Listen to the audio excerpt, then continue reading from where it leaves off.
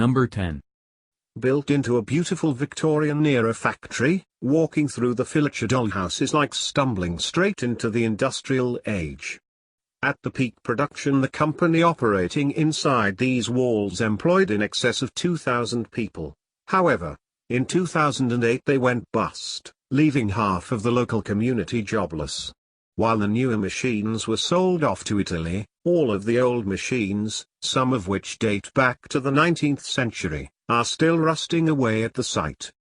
Right next door is an equally spooky abandoned hemp textile production factory, which was also run by the same business. Number 9. Back in the day, wooden construction sets were the must-have Christmas gift for young, aspiring builders. Almost every little child in Europe had some form of matador wooden structure proudly displayed in their bedroom window. But times have changed. Now kids would rather sit in front of the television than play with little colorful wooden blocks. Due to changing recreational interests, popularity waned, production costs went up, and this matador toy factory died a slow and painful death. Now all that's left is an empty warehouse with a few dozen overturned boxes and a very ominous-looking cage. Number 8. After over 70 years of service, the Frank Beach Toy Shop closed its doors in 2009.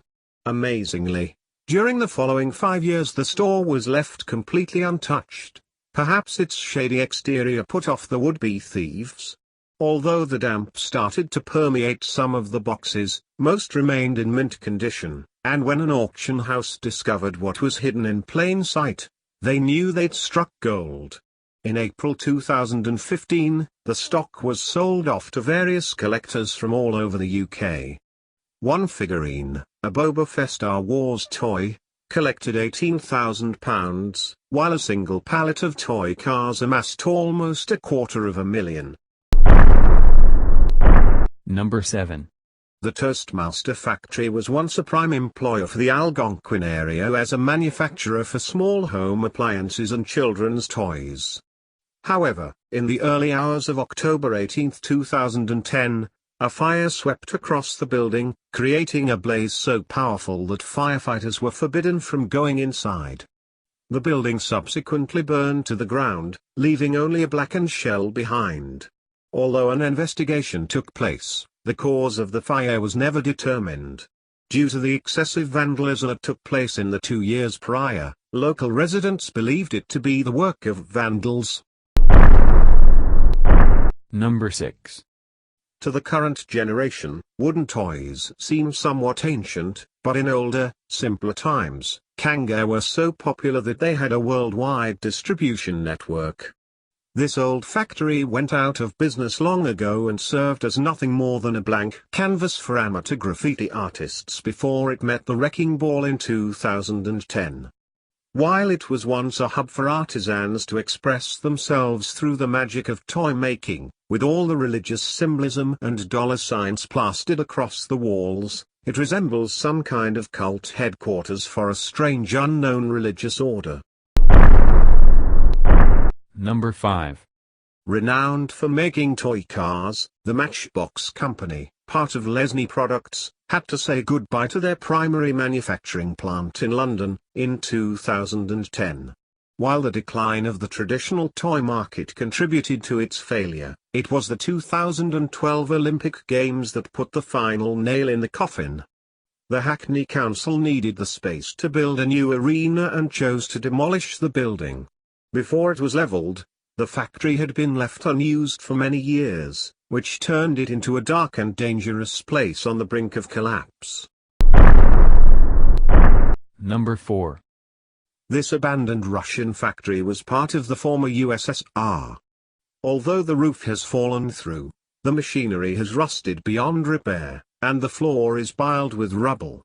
The bright interior manages to make it look like quite cheerful. According to the photographer, the building was found in an obscure location in the middle of nowhere, with no traces of civilization. The strangest element is the common room, which has a large mosaic image of Vladimir Lenin, in perfect condition, overlooking the room. It's almost as if someone has been protecting it all these years. Number 3. This abandoned shack-like building is located in the middle of the Arizona desert, on Cactus Forest Road. If it weren't for the handwritten sign at the front of the building that reads the doll shop, one would assume it was simply an old gas station, given the location. The discoverer stated that the interior was so dark and dingy, he had to use the flash from his camera to navigate the building. Although he found remnants of half-made toys in the dust-ridden workshops, there were no business documents to find out who worked there, or what company operated under the doll shop moniker. Number 2. The toy loft was a once booming factory, store and park. Built into an old mill, the premise was pretty eerie, even in its heyday. Remnants of the wiffle ball court, sword fighting school, laser tag arena and miniature golf course now sit in ruin, along with 50-year-old toys which still stand in the storefront window. While the old owner of Toy Loft no longer holds the lease to the property, traces of his existence are still present in the form of threatening notes stuck across arcade machines, which he wrote to ward off vandals. Number 1. This Spanish doll factory is spread over 3 stories and has been untouched for over 50 years. Almost everything is still in order and left exactly how it was, suggesting that it closed in the middle of a working day. The plant was originally used to manufacture bisque dolls, which are created to resemble adult women and adorned wigs made from real human hair. Many of the dolls are still intact and remain highly valuable. However, the old building is so creepy that even the opportunity for financial gain hasn't prompted people to venture inside and rummage through the boxes of limbless torsos and eyeless heads.